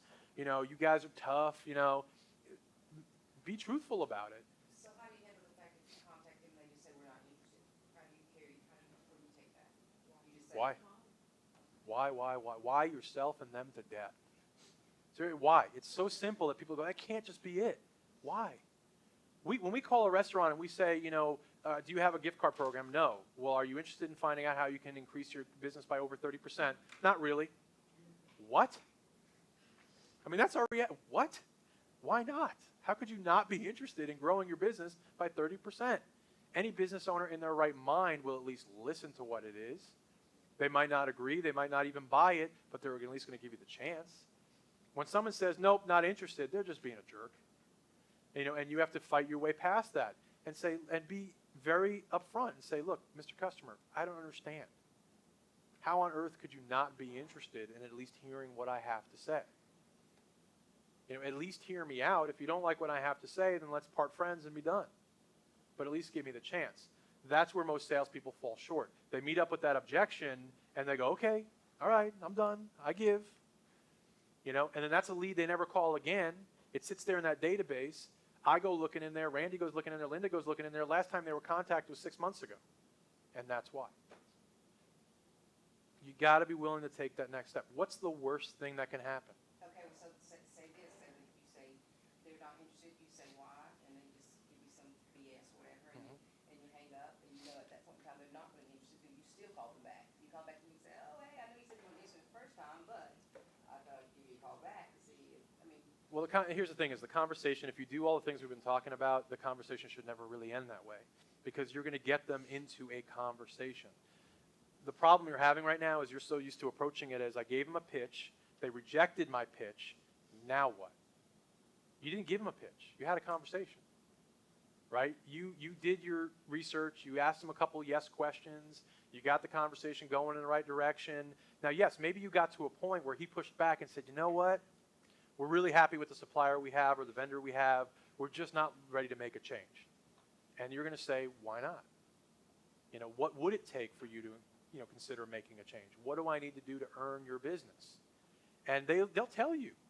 They'll say, well, you know what, honestly, it's going to take a really major mistake on the part of my current vendor. Okay, and as much as I hate to say it, sometimes we just got to wait around for people to mess up. It happens. People are doing it to us right now. They're just hoping. I hope PLI messes that up. I hope PLI messes that up because that's my chance to jump in there and grab it. Okay, that's a terrible way to live, is to wait for other people to make a mistake, but sometimes that's the reality. All right? But at least now you know. He says, look, no offense to you, but either one of two things. Either you're going to have to show me a price that blows my other guys out of the water, or he's going to have to make some kind of real stupid mistake that opens up my eyes and my mind to maybe another vendor. Until then, I'm sorry, there's not much you can do. Then what do you ask? Is it okay if we contact you next week? Nope. Or keep checking in to see if they- What door did he open up for you? He opened up the price door. He said to you, you got to blow my current price out of the water. What is your current price? Thank you. You don't even know what his price is. Okay, we run into this all the time in our space. We got some guys that are buying their gift cards from their POS or service company, and they're paying ridiculous prices. They're getting killed. I mean, they're paying like 80 cents to $1.20 for cards that we're selling for between 30 and 40 cents. Really? Oh, yeah. Well, because the service and POS companies are buying them from us and marking them up and selling them to them. So, we're happy with a 30, 40% markup. These guys are taking 100%. The greedy guys that they are. All right? So, I'm not afraid when somebody makes that statement to me and say, well, you got to blow my current price out of the water. Immediately I ask, well, what's your current price? Oh, well, I don't want to tell you that. Well, then how can I help you? Help me help you, right? Jerry Maguire, show me the pond, man. Right? Help me help you. You're telling me that the only way I'm going to get in is if I blow the price out of the water. Maybe I can. What did I say? Maybe I can. Did I say, I beat that price? No, because then when you can't, you look really, really silly. And salespeople do that to themselves all the time. Open mouth, insert foot. Okay, we got the best price, the lowest price. We'll beat any price, will we? No. And not in events. No, we won't. Okay, well, an event's a little different because we do offer a bit of a unique product. I mean, not everybody's doing what we do, so it's different. Okay, but when you're talking about just a key card, they can call American Hotel Registry. They can go in a catalog and buy key cards. They can call Lock. They can call us. They got a lot of options, and especially if it's just some old generic card, whatever. You guys all know this, where we really get, where the bread and butter is where on cards? The custom stuff. Why? Because it's custom, right? It's, a generic card, a white card with one color imprint on it, it is what it is. It's generic. All they want to know is they want to get the lowest absolute price they can for it. There's nothing special about it. There's nothing unique about it. When all of a sudden it has their picture of their hotel on it, and they pick the colors, and now all of a sudden it's their little baby, they own it, they're willing to pay more money for it. That's just the reality. We have the same exact thing in the gift cards. When they buy our pre-designed and our generics and our basics, they're shopping price mostly, or convenience because they want them quick. When we get into custom, way more money in custom for all the reasons that I just said, plus the design fees and everything else that we charge, okay? But ask the question, well, what is your price? What do I got to do? You're not giving up. You see what I mean? I mean, a lot of salespeople already gave up 2 minutes ago, and that's why you're not getting those jobs. It's why you're not getting those orders. Keep fighting for it. If you've already spent the time to determine that this is a customer worth pursuing, then it's a customer worth closing. See what I mean? And there's no soft closing. There's no, I'm just going to be a nice guy or girl, and I'm hoping he's going to recognize that and come back and buy from me. Man, it would be so nice if that were true. But it's not. Persistence, persistence, persistence. Ask the tough questions. Okay? I get to decision makers because I'm not afraid to ask the tough questions. And when I get to those decision makers, I'm really not afraid to ask the tough questions. What's it going to take? What do I got to do? Well, your prices have to beat my current prices. Okay, I'll play that game. What are you paying now? Well, I can't tell you that. Well, then I can't help you. I'm not going to turn this into a Chinese auction where I'm just going to guess a price and go, do I hear 30? Do I hear 20? That's not going to work. It doesn't work for either one of us. It's a waste of both our time. I say all these things. I'm not saying this to you guys as a class. This is what I say to customers. And they respect it. There's the thing. You guys have got to position yourself, and one of Randy's emails talked about this. You've got to position yourselves as what? A salesperson. No. As a salesperson, you need to position yourself as what? A closer.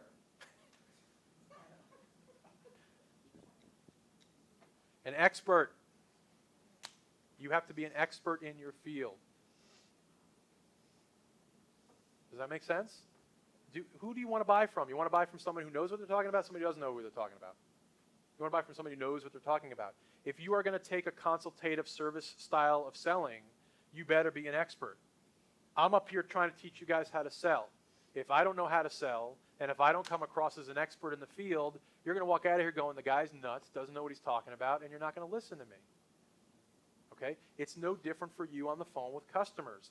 You've got to position yourself as an expert. Okay? By taking a strong position of, I know what I'm talking about. I know what I have to offer. I know what I can do to help you and your company, they respect that. If you let them control you and the conversation, and if you don't show that kind of backbone, you will not have their respect. The reason we got that Patel order is because we showed her that she's going to have to, we deserve her respect. The price we quoted was fair. We're still willing to work with you for a little bit. We called her on her bluff, and we got the order. People respect strength. They do not respect weakness. They don't. And just like if you steamroll over somebody to get an order, you might not get another. Even if you win the order by being weak, you might not get the next order because they don't respect you. And here's what's going to happen. How many customers do you have where you bent over backwards, jumped through all kinds of hoops of fire to get that first order, and the next order, what do again? Beat you up and negotiate even more. You know why? Because you showed them you could. They can. They're the bully. They're the boss. They're in charge. Now, as a customer, we all live by the motto, the customer's always right. They're very rarely right, actually. Well, we pretend they're right. Correct. We let them believe they're right.